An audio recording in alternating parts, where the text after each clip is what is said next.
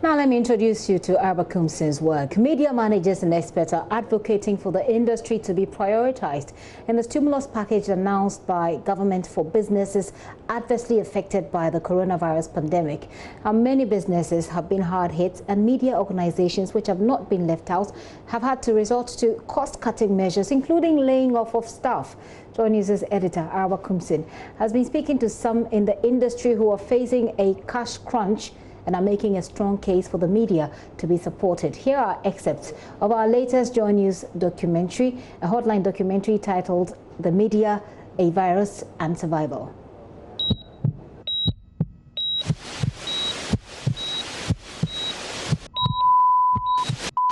COVID-19, the deadly virus which has spread to every continent on the globe. What's it like to actually have the coronavirus and undergo treatment for it?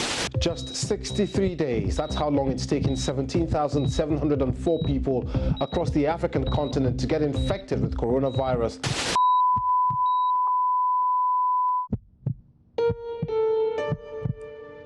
The lives of thousands have been snuffed out as the ripples of an unprecedented pandemic, the COVID-19, the scale of which has never been witnessed before, reverberated across the globe, bringing robust economies to their knees and putting almost every sector, including the media, in distress.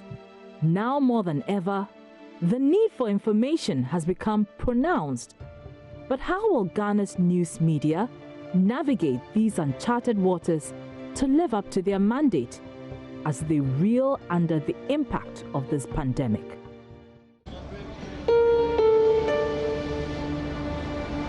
The harsh impact of the coronavirus pandemic has been felt across board, and nowhere is it more felt than in the newspaper industry, which has already been struggling. With the onset of the coronavirus pandemic, their woes have worsened. I'm here today to speak to managing editor of the Daily Dispatch, Ben Efson, on how the pandemic has affected their business and how they are adopting innovative ways to stay alive. The Dispatch has been around for about 22 years.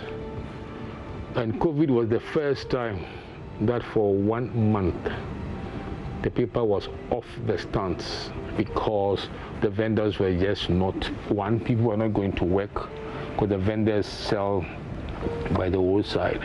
So for 1 month, there was no newspaper on the stand. Because of the lockdown? There was a lockdown.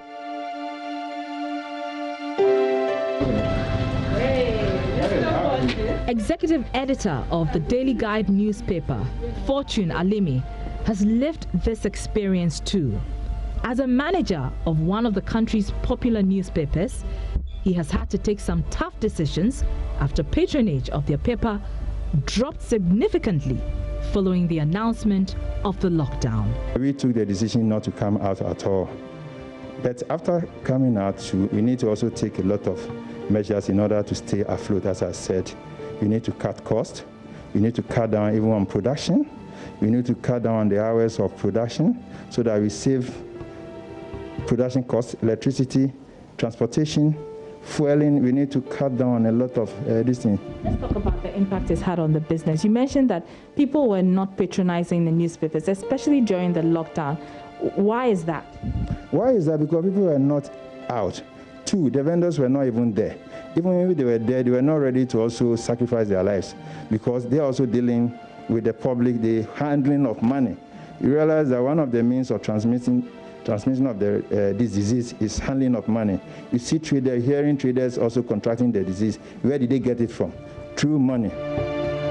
That super documentary is airing at 8:30 p.m. tonight right here on the JoyNews channel. You want to make your dates, so you join in Arba Kumsin's documentary.